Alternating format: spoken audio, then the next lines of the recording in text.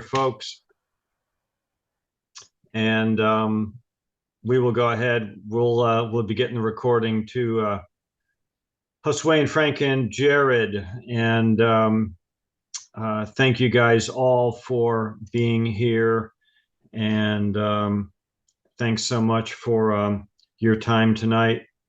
I've got a new computer I'm working through here, so I don't know if I look or sound any better than I used to. You look Let's about see. 10 years younger, Paul. Yeah, there you go. Yeah, there you go. All right, and so now we have a award that we'd like to give to Richard for the. No, never mind. So we will go ahead and kick off the meeting. And who we are, our vision is to elevate the inspection experience and build a safe and thriving community. Our mission to empower people to live well. We're purposeful, inquisitive, and strive to make a positive impact with each interaction we have within our community through our core values: passion, education, excellence, protection, service. Those are our peeps. We're going to highlight service tonight. We strive to be servant leaders within our community. We believe by fostering trust, open communication, helping to people grow into their full potential, and serving the needs of others, we can create abundance for all. And Jake and I were at some meetings last week, planning meetings, and there was somebody said something about customer service, and it comes from where it comes from. And I thought, man, that really hits home with me. It was like the lowest common denominator. Anybody want to guess the rest of there's two words. Great customer service comes from. Anybody want to guess other than Jake? Yeah. So, I love this so much that I actually put it into our field manual. And here it is. Great customer service comes from the heart, right? It's got to come from the heart. If and I know that we do provide great customer service from the heart, or else we wouldn't have all these great reviews I'm going to be showing you guys tonight. So, when you can tell when customer service is not coming from the heart. You get that at McDonald's and Burger King. It's not coming from the heart. They're just trying to get through their day. That's not how we are. And I was reminded too, a couple little points of wisdom in this field manual that I continue to update and upgrade over time. And I kind of underlined something I had written before. You guys don't work for Jeannie and I. You work for the customer, and you got a separate one each day. And if it wasn't for the customer, none of this would happen for any of us. And we almost have a different boss each day. And we also know that, there's times when we're not always at our best. Preston had to do an inspection this week. He wasn't feeling 100%. He just toughed through it. And but you got to know that too. Wherever, if you're not 100%, it's still okay. I got to give these people the best 2.5 hours I got here. This is super important to them. Got a small window of opportunity to document everything with this house, and sometimes you just got to say, hey, it's showtime. And you got to just kind of tough through it, even when you're not 100%. And that's when it gets tougher for all of us. It's easy to get preoccupied. We have so many things going on in our lives. But when it comes down to it, when you're getting great customer service, because it's coming from someone's heart. They're genuine, and they're looking you right in the eyes when they do that. So that kind of hit home with me, and hopefully it rings true with you. So we have like a backlog of reviews for whatever reason here. I don't know if they got delayed with Blip for some reason, Jake, but where we were looking for all these reviews, now we have a waterfall of them, and it's all good. And so we, don't, get a chance to see a lot of what people say about us. So we're going to spend a couple minutes looking through those reviews, and everybody got some. And We've got just a couple updates. Our highlight technical topic tonight is termite reports. It's been a while since we went through termites. So we're going to go through termite reports and look through not just some fun picks, but fun termite picks. I mean, what could be more fun while the World Series is going on than going through fun termite picks? So here we go, strap in, reviews. We had so many guys, I had to bunch them together. So this one is Jeff's. Very pleased with Jeff's work. Doug said, and Oscar said, Valley Building Inspections was awesome. They're extremely professional, excellent customer service, highly trained inspectors. We highly recommend them and will continue to use them. Alexandra said Jeff was highly professional and kind to us during the inspection process. We really enjoyed our interactions with him throughout the inspection process. That is super. The kindness, that is what is so awesome. I can't seem to scroll up very well to look at the bottom of the screen, so I apologize. I'm not quite catching being able to read the very bottom ones, so apologize. Jason said, got things done in a time frame I was told it would be done. All right, Jeff. Hey, good enough. Sometimes all you need to do is just be there when you said you were going to be there and do what you said you were going to do, right? Josue said, and so great job, Jeff, for those great reviews that you had. We are moving on to Josue. Haley said, we had a great experience with Josue for our pre-drywall inspection. He was on time, spent over an hour going through the home, and was immediately available to go over the results and point out items in the home that needed to be fixed. He also sent a detailed report with his findings later that day. Thanks for being easy to work with. Awesome, awesome job. And we provided a inspection in Spanish, I believe, and I think it was Josue, not Martin, and I apologize, Martin, if it was you, lo siento, but great job, Josue. Su trabajo es muy bien. And the reference, the testimonial from the customer was gracias, excelente trabajo. So great job, Josue. And Martine, perfect experience with this company, fast and thorough. Martine, I didn't know you were fast. I had no idea. I know you were kind, but no, you are fast. You are efficient. That's always impressed me with Martine. He's always efficient. He doesn't go out to his truck for nothing and stand there and scratch his head like I do. Like, what was it? What did I come out here for? He knows what he goes out to his truck for. Christina said, Frank with VBI did an incredible job with my out-of-state buyers yesterday. One buyer was present while the other buyer was on the phone. Frank's inspection review with both buyers was very productive. He took the extra time to answer all questions. VBI has really good follow through, and I'd highly recommend them to anyone. All right, great job, Frank.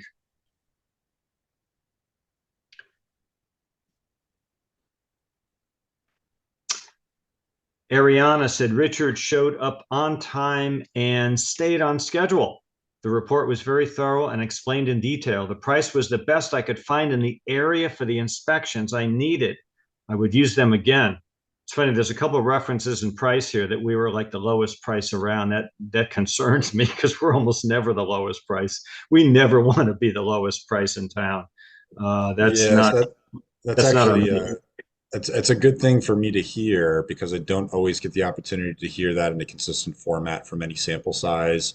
Um, Generally, the office perception of how our price is positioned in the market is kind of skewed because we're often listening to a high volume of calls that come in, and these calls, majority of which are bookable for us because we have a 70 to 80% close rate.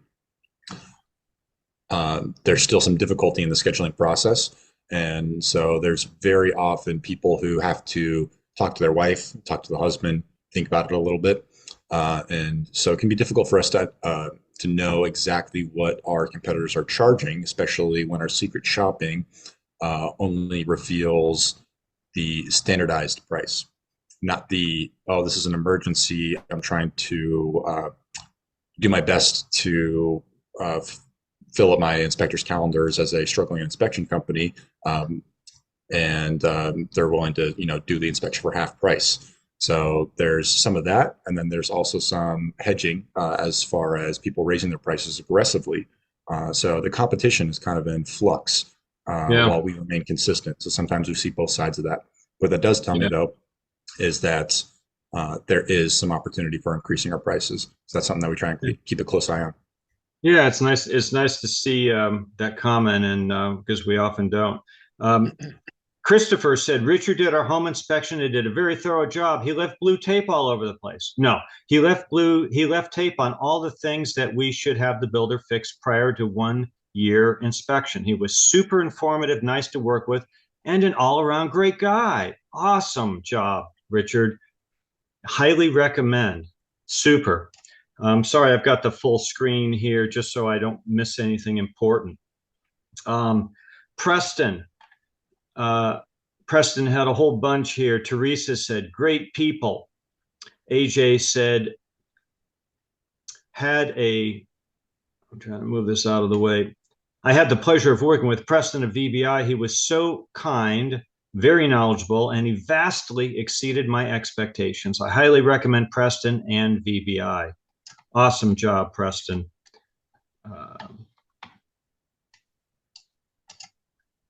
Lisa said Preston provided a clear and thorough report. Carl said, if you want an inspection company that picks up the phone on the first ring, has amazing customer service both by phone and in person, and has professional and very nice inspectors, please give VBI a try, or at least have them give you a quote.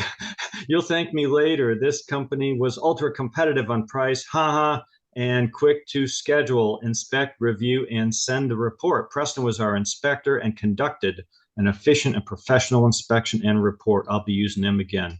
Awesome job, Preston. And one more, last but not least. Dan said Preston was amazing and super helpful. Great job, Preston. Super reviews. Great job, everybody, on the reviews that came in. Everybody wound up looking real good. And even Jared had one that was when he did one with me. He and I had one, but I usually don't bother putting mine up. But Jared was even in there on one that didn't get displayed. And there's often others that other 5 stars that come in that don't always have some verbiage to them. But if you don't mind, I'm just going to leave the screen like this for now. So just a couple updates here, guys. Very few.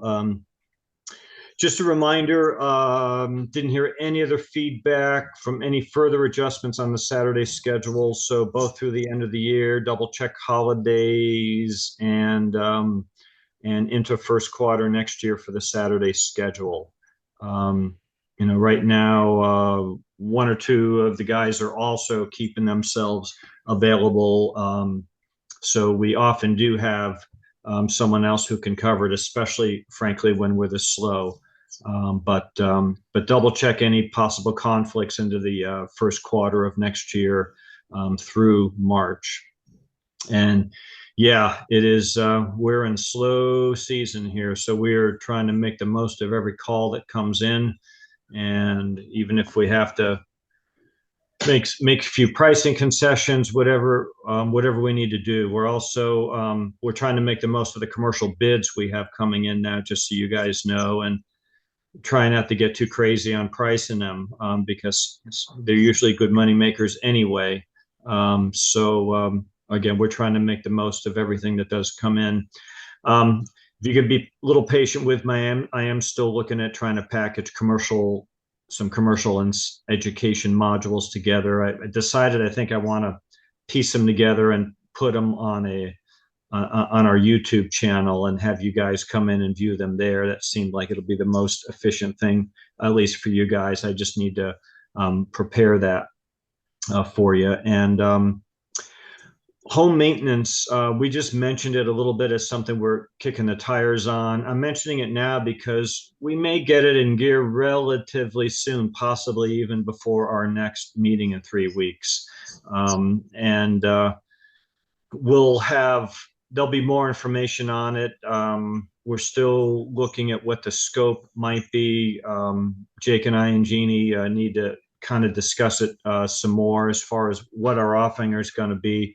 But this is something we could offer to inspection we did a year or 2 or 3 ago, and have us come in with the old report in hand. Maybe there's a couple things to reinspect on there, and probably doing like the whole exterior and then attic, and then maybe electrical, any other electrical panels, that kind of stuff, and then maybe not much else, but very limited, not anything near a full inspection. But we think we might be able to sell some of these anyway, and maybe even a couple aftermarket ancillaries, like maybe some scopes. So we're we don't expect a waterfall, but if we can even get a few of these trickling in, anything will help. And the ever popular just reminder to send termite reports to Unitech to invoke the warranty when appropriate. So I sent you guys a link to my favorite podcast, which I am going to be a guest on next week. So I was able, they actually wanted me to be a guest this week, but I've got a CE class tomorrow. I've got a CE class with 35 agents, 35 agents. So that's really good opportunity for me to get in touch with get in front of 35 agents for 3 hours. And that usually generates a couple of inspections. And especially on a new construction site. So yeah, my topic is going to be new construction. My topic for a guest for Structure Talk is going to be, I'm going to be in the regional differences theme, and I'm going to talk about what's unique about inspecting homes in the Southwest, the dryness, the heat, our housing stock, some of that kind of stuff. And so this is the best home inspection podcast in the country, maybe in the world. And they've quickly, over the last 3.5, 4 years, they've been doing this, have gotten so extremely highly rated, high level of content, technical content. It's mostly for home inspectors. I got into this because, of course, I knew somebody, the guy on the right side there, Ruben Saltzman. I did some volunteer work with Ashley National with Ruben. He was on the board for a while. Great guy, super guy. And they're up in Minnesota, but all their topics are really national. They had a great topic on smoke detectors, and I brought some of that back to you guys earlier in the year. We had our smoke detector, our scary smoky discussions. And that came from this podcast. So we may even have some assigned technical stuff to these podcasts that we're reimbursing you for, because they're that good. I mean, we should get CEs for listening to these. It's that quality of stuff, and it's delivered very well between these three inspectors. So at any rate, I will let you guys know when that podcast will actually get dropped, and we'll be on there and get you a link for it. And I'll try not to say too much when I'm on the podcast. Let the dog out. Real quick, just for everybody's information, Structure Tech, the inspection company, was actually the inspection company that I happened across when I first started a few years ago, as I was learning what it takes to have good digital marketing presence and a good brand presence in the inspection profession. They've kind of been the gold standard for good SEO and good digital marketing practices out of any company, inspection company in the country. We are familiar with some of the folks who run and own the few largest inspection companies in the country, and they don't have nearly this level of quality of educational content.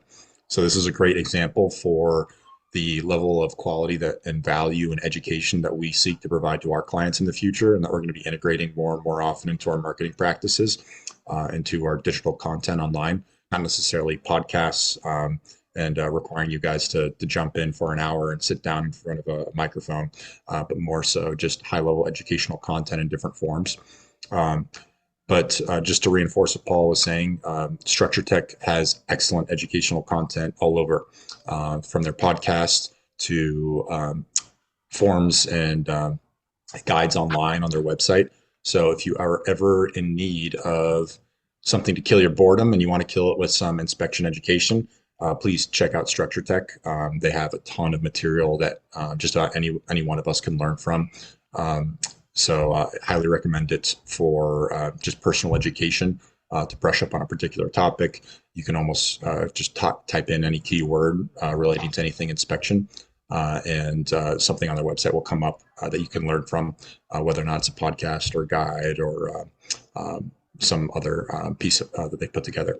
But yeah, I would definitely recommend that. Yeah, yeah, excellent content, and I hope to add to it. We're gonna take advantage to whatever extent we can of my appearance on there. All right, let's talk termites here, folks.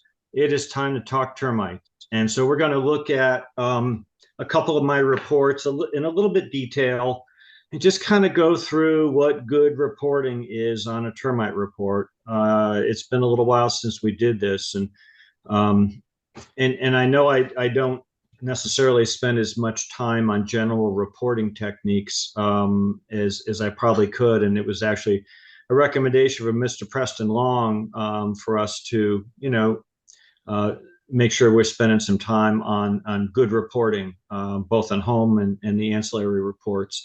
So without further ado, let's just go through these boxes real quick here. On the upper right, we know we need our unique WDIIR number. And so please be diligent. Most of you guys are really good at it, but making sure you tick that number up, one for every report. That needs to be a unique number, required by law by the OPM. Each wood destroying insect inspection report must have a unique number identifier. It doesn't say how many digits. It could be a single digit, but it must be unique. I like kind of putting buyer in parentheses under property owner, seller, because it's never the seller. It's always the buyer. I kind of like leaving that in the parentheses. If it's a two-story home, I always note in inspection structures if it's two-story home on slab or a single-story home on slab. If it's a townhome, on slab, that kind of thing, we certainly always want to note that. Box 8, let me try to make this a little bit bigger here. Hopefully you guys can see that all right. So box 8, right, the most important box on our report. This is the only one that often gets looked at, and we have to pick a lane. It's either 8A or 8B. We have to check one of the boxes. Either there was visible evidence of these insects, or there was no visible evidence of the insects. So it has to be one or the other. I think the default in the template is no visible evidence, but obviously that always needs to be reviewed. When we do have evidence, so we check box A, okay, I have evidence. That evidence could be a physical tube. It could be wood damage that we believe to be from subs or drywoods, or carpenter ants for that matter, some wood destroying insect. Or it could be what we strongly believe to be stains on the foundation stem wall inside the garage. We know there's stains. And sometimes even if there's stains and, we know if it's clear that there's stains, right up as stains on there as evidence. The OPM wants us to do that. I know it's a pain in the butt because everybody says, no, that's previous. I'm sorry. The state requires us to note any evidence that we see.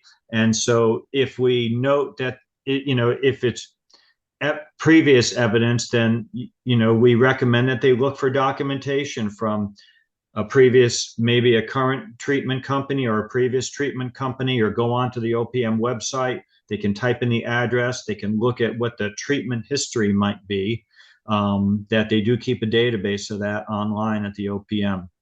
So we have to describe the evidence. And so it's either wood damage, it's mud tube, portion of mud tube, stains on the stains on a given surface, pinholes, maybe tiny little mud tube pinhole things we see in a study ceiling, whatever. We have to describe what we're seeing. In this case, I said holes from subs. I probably should have said subterraneans, but I said subs or drywoods. In this case, I should probably show you the photo, but I couldn't tell exactly. Might have been a combination. I saw some evidence of both there, and occasionally you do see both, especially on these rear patio wood beams and so on. This happened to be at a front patio, and I said C diagram below. I like putting C diagram below there. That moves them right down to refers them to where it was on the property, of course, for the diagram. The second part of 8A, type of wood destroying insect observed. We would only put something in there if we physically see the critters. Only if we see the insects with our eyeballs do we say type of wood destroying insect observed. That means we observe the insect, not the frass, not the mud tube, not anything else, not the damage. We observe the insect itself. So that's what that is for, just the insect. Now, granted, I've used that line as a continuation of the line up top before, see diagram below, because I had too much stuff to fit in the line above it. So I've kind of continued, use that line as a continuation of the above, but only, I don't know, 6-8 times I've actually seen live termites over the course of my career. That's the only time I should be putting down subterranean termites right there on that line. We would really, for our purposes, never check box 8C, 8 Charlie, where we saw evidence and we took control measures. We would not be taking control measures unless we get into the pest control business someday. But right now we're not. We have to fill out 8D, 8 dog. And so anytime we see any visible damage, this has to be from termites. This is not from dry rot at all. This has to be wood damage from termites. I'm sorry, not wood damage, any damage. This could be the pinhole in the drywall. We've all seen them. The pinhole in the drywall. The OPM wants us to note this as visible damage, even if it's a pinhole.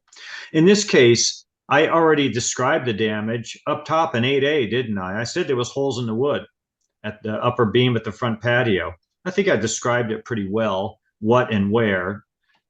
And so I just simply said in 8D, see 8A above as far as the following areas. I felt I described it adequately, and that's okay. That was it on 8. And when I note when it's drywall damage, like a pinhole in drywall, what I'll say in 8D is I'll say subterranean termites like I have, and then I'll say small pinhole in drywall at area observed. Small pinhole in drywall at area observed. It's simple. It characterizes the minor damage, because people out of town, they see termite damage, they can freak unless we characterize it and put it in proper perspective. So that's the way I often characterize little pinholes we'll see in drywall when we're on interior.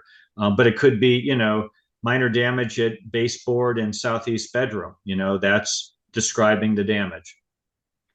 8E, anytime we see evidence of treatment. This is not baits. This is only drilling type treatment, or it could be trenching treatment in lieu of drills, but it's hard to verify evidence of trenching treatment unless you just saw them do it.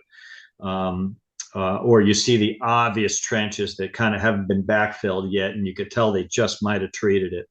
But usually it's drilled, and 99% of the time this evidence is drill marks. So we want to note where they are. Are they all around the entire perimeter or just at the garage interior? We should note where the drills are. Anytime we do have 8D, anytime we have any kind of damage from termites or wood-boring insects, we need to note item 9 Baker that we will not be correcting that damage. We won't be correcting the damage to the pinhole in the drywall or I'm not going to be correcting that wood damage at the upper beam at the front patio. We're not correcting any of that. And the only time we're checking that box 9 Baker is when we're noting any kind of damage in 8D, 8 dog above it. So the additional comments section, we use that for a few different things. I often use it, and you should, for when we see bait stations. We see the old Centricon. Sometimes they're in play, sometimes they're not. Sometimes we just don't know if they're in play or not. They're round green baits. We should note on this inspection report here that there were bait station observed, advise further inquiry with the seller. That way, we have no idea. We don't know if they're still in play, if there's still a contract, maybe a maintenance contract. Again, those need to be visited every 3 or 6 months to have the piece of balsa wood reviewed to see if there's any termites in there. So that's one use for it. Bait stations were noted, advise further inquiry. Another use for it is if you see termite activity that's not on a structure. I'll show you a photo of termites on a palm tree, on a stick in the yard. It's not on the structure, but gee, it is on the property.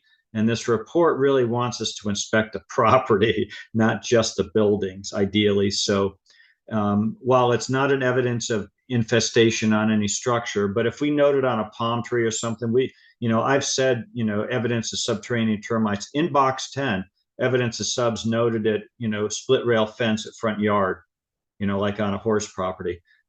So that's where we would note termites, on if it's a shed or something, go ahead and put it in the report. But if it's just a fence or a tree, just go ahead and put it in additional comments, especially if the rest of the property, all the structures are clean. That's really page 1. Let me know if there's questions there. Page 2, just make sure you double check the vacant occupied. And again, you can have it furnished but unoccupied. We know that if the house is staged. Earth to wood contact. So I'll show you a photo of this before we leave here, but that's most commonly, it can be a planter against the house. So a planter, especially if it's up above the stem wall.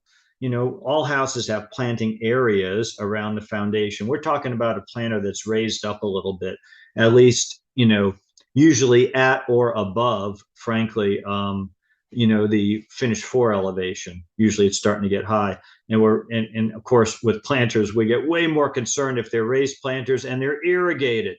So we got like a bucket of water sitting next to the house every day. So we would note planters in here. We would also note in here fence abutting the structure. So I'll show you a pic of that, or a gate post. But that's technically a call. If there's a post that's attached to the house and it goes into the ground, then that is a wood to earth contact because there's a path for the termites.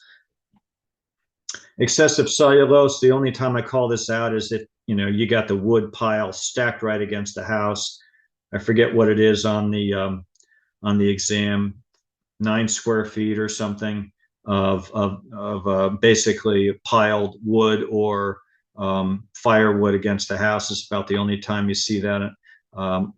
Faulty grade, as you know, that could be stucco the grade, it could be grade improperly pitched, high or low, water ponding, all that goes is the normal faulty grade. Any kind of stucco to grade is a faulty grade.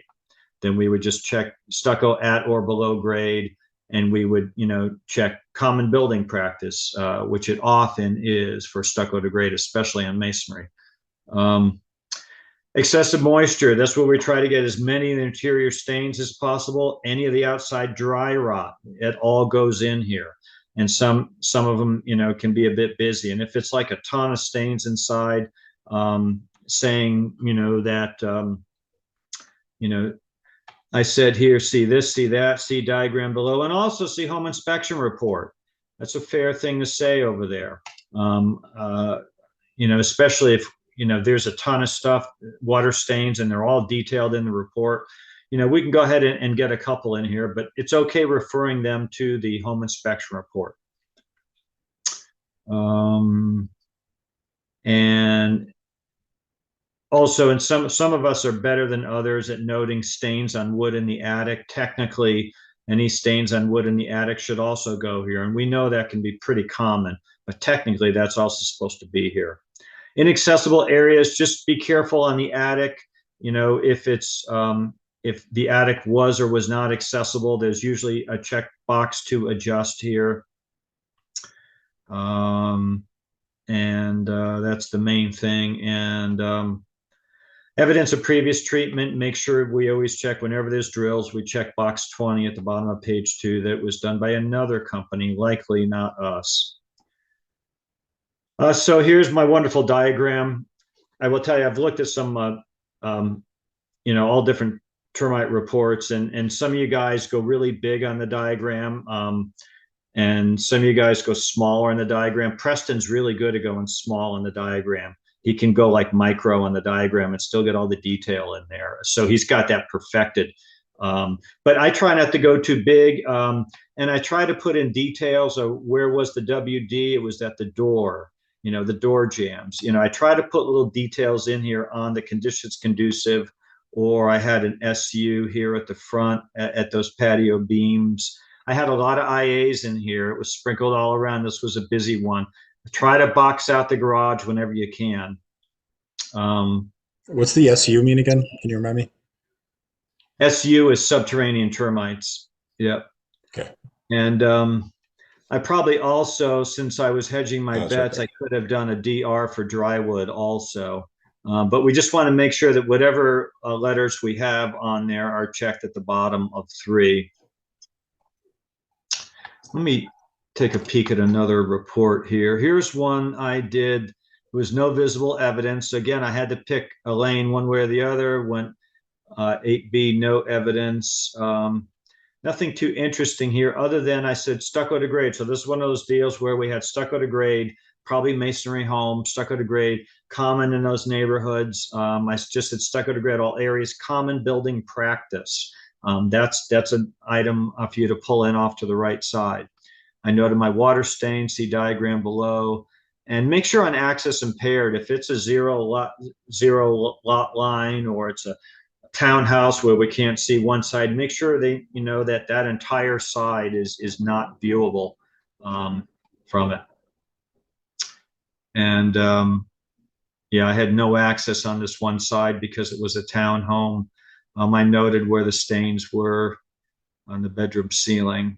But again, we can keep our diagrams pretty simple. I know some of you guys are very proud of your diagrams, and they probably have a little more detail than they need to have in there as far as the lines. So as long as you've got the important codes in there, that is what is most important. So that is our delve into termite land. Let's take a look at a couple pics here. On some real world stuff. So, especially old house, don't think you can't find termites up in the attic, right?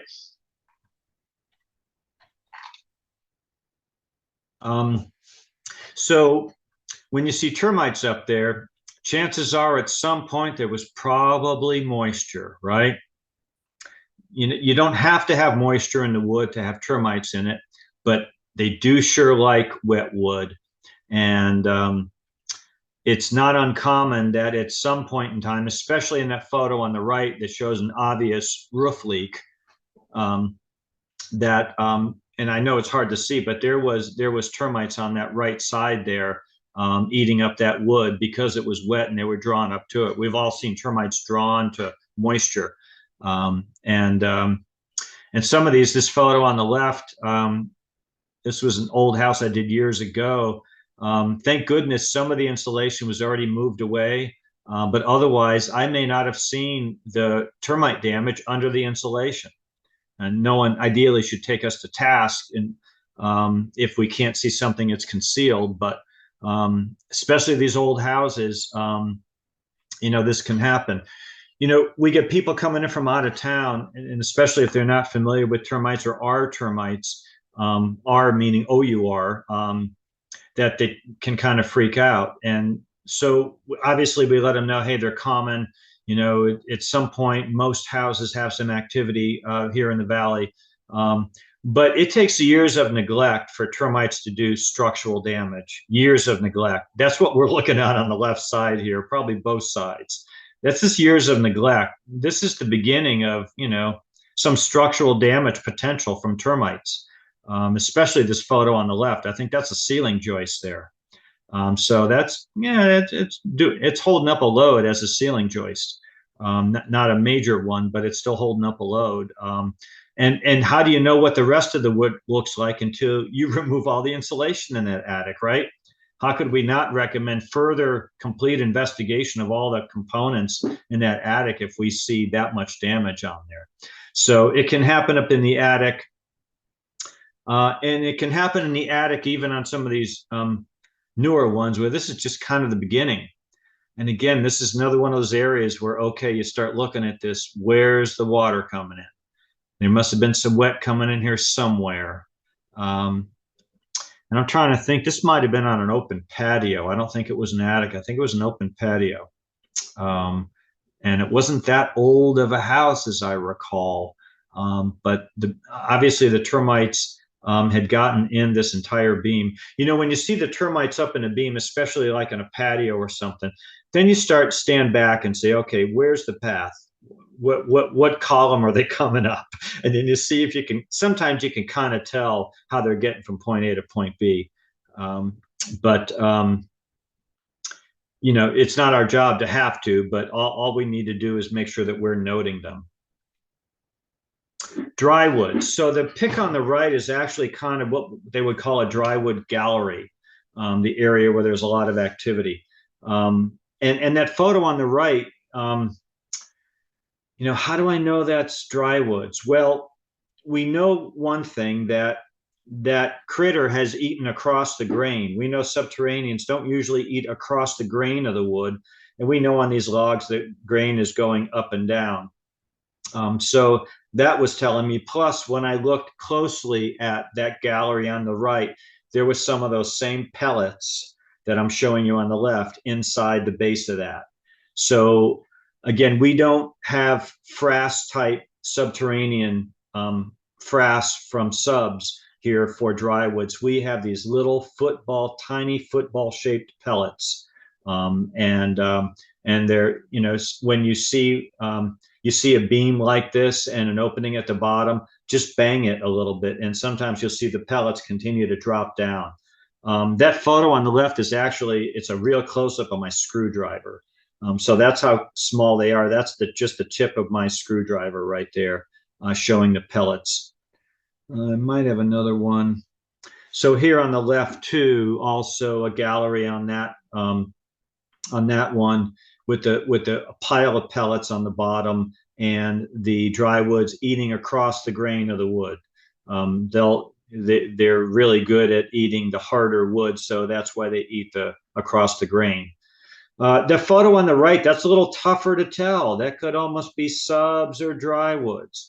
I was able to look close enough to get confirmation that there was some pellets in there and it was drywoods, but that's a tough one. And there are times, you saw my report, I'm not ashamed. If I can't tell for sure that subs are drywoods, I'm going to say maybe subterranean or drywood, or I'll give it my best shot and pick a lane on it. But if I'm not sure, I'll say it could be one or the other. Let's get another opinion out there. We don't treat, we just inspect for them. And sometimes you can't tell for sure exactly. Even the termite professionals can't until they do some more digging. And I'll show you more digging here in a moment. So carpenter bees are a wood boring insect. And we come across them every once in a while. Unlike termites, they don't ingest the wood as part of their ecosystem. They simply chew the wood away. They don't ingest it, they chew it away in order to make homes, to lay eggs. So they don't ingest the wood. They don't eat cellulose. They don't care if it's wet or not usually. They are making larger oval type holes in the wood. You see that photo on the right, it almost looks like the beginnings of a woodpecker hole, right? What we might commonly see a woodpecker hole in North Scottsdale. Sometimes I think the woodpeckers start these holes and the carpenter bees finish them. But we tend to see these on these outside vigas, these outside beams, logs. The carpenter bees like these. They're the big 1 inch black bees. If you see them around, see where they're going. See if they've got a little nesting place. That beam, that viga on the left photo actually has one of those really nice metal caps on it, which we recommend to people to help save the life of the wood that's exposed to all the weather. That's how you save the life of those vigas. You cap them with metal. And you want to make it really look pretty on a detailed house. You can cap them with copper. They look really cool. But watch out for carpenter bees and understand the difference between carpenter bees and subs, because they both will eat across the grain, but they make much bigger holes. I may have another carpenter bee. No, I don't have another carpenter bee. But that's what they are. I don't even know what the heck the mitigation is on these other than patch the hole. I honestly don't know if there's a powder or what the pest control folks put out for these. Earth to wood, guys. This is the fence abutting the structure. Even if it's a masonry home like we have, we got a block home here. We got a fence that butts up to the structure. And so as long as the fence post is attached to the house in some way, even like one lag bolt, one anchor, and then the rest of the fence, of course, has some other post that goes into the ground, then that's an earth to wood. It's creating a path. If the fence is just butting up to the house, but it's not attached to it, I don't write this up. It's got to be affixed to the house. The fence post has to be affixed to the home in some way. Even one anchor will do it, but it's got to be attached to it. So that's earth to wood on fence abuts the structure. And same deal with a gate, by the way. If there was a gate there, a gate post would be the same deal. If the gate post is going in the ground and the gate post is attached to the house, it's still a call on earth to wood. The fix on that, if it's an FHA VA loan, is the bank may require a handyman to come out and put a piece of sheet metal right where the anchor point is, where the post anchors to the house. If you ever come to a house and you see a piece of sheet metal on it, that was required by the underwriter when the home was for sale in order to meet underwrite requirements for FHA or VA loan. Sometimes there'll be a piece of metal there. That can act as a shield against the termite path for the earth to wood. That's how that can get addressed without ripping the fence away. So termites, a type of subterranean termite, but not on the house. And the photo on the left are just some sticks in the yard, but you may have seen this before. That's actually a type of termite there, chewing on the branches, chewing on the twigs.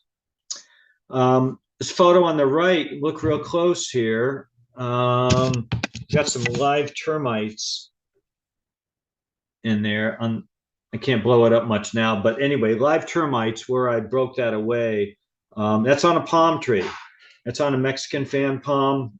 Termites on there, so we would note that.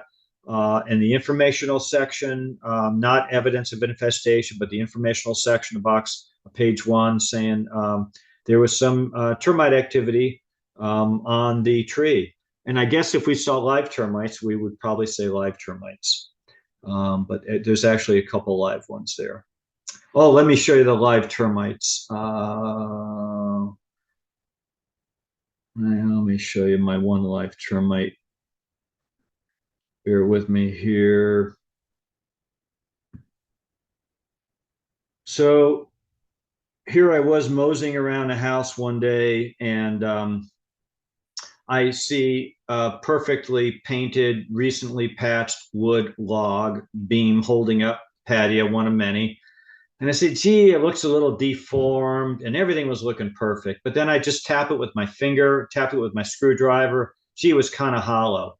I poked it through. Okay, it seems pretty soft here. I know I'm damaging the paint a little bit. Well, I went and made a decision to go ahead and damage the paint because it seemed pretty soft. This is what I found. I think I might have a little video action of these guys. Anyway, so that was a case where I actually viewed the live termites, and I put down type of insect, that I viewed was subterranean termites. So we got some soldiers in there and some activity in there. And it's amazing how they can just eat the wood just inside the layer of the paint. So everything looks perfect when we're walking by. But man, if we suspect any patching, deformation, it's time to start tapping it, poking it, kicking it, looking for this kind of thing. Yeah, this was concealed, but it could have been missed super easy.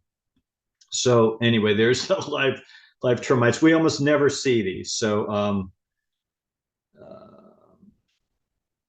all right. And yeah, so last couple here, and I'm going to let you guys go. So we have our stalactites and our stalagmites. So the right-hand photo was, I know it's hard to tell, but you could tell from the shadow, this tube was coming straight up into the air, about 3-4 inches or so off a slab crack. You know, you got to appreciate the tenacity of those little termites, man. You know, you got to appreciate their, I mean, I don't know what the heck they're going for. And then you look at those on the left. Those are actually, and again, stalactites, stalagmites. Yeah, they're not fossils or calcium deposits. I just call them that because, and the photo on the left, that's about 4.5, 5 feet tube coming from a ceiling. Somehow it's still maintained and held up its own weight somehow. But you know, gosh, you know, so they started at the ceiling and they're drilling down to the floor. I mean, dang, you know. So I don't know what they're eating, but anyway, they seem really happy, and that's about as long of a termite tube from a ceiling as you're probably ever going to see or want to Yeah, see. you're not allowed to miss those. That's a guaranteed must catch. Yeah, it's a guarantee must catch. When it hits you in the face, when the tube hits you in the face and slaps you across the face, then that's a must catch right there. So what happened with these termites? You know, what happened there? It's just a crazy, funny kind of thing. It's like what went on where they had to do a little dance around the stem wall. I just thought it was funny. A little reminder too, though, on how far down we have to get on our hands and knees sometimes to see this stuff. I mean, if I know I've got an inch or two of stem wall here under that weep screed, yeah, we want to make every attempt, get down low. I know it's hard to crouch down sometimes, and sometimes we got some older knees, but that's how we catch this stuff, you know, going the extra mile for our clients. But I just thought it was a funny little thing, and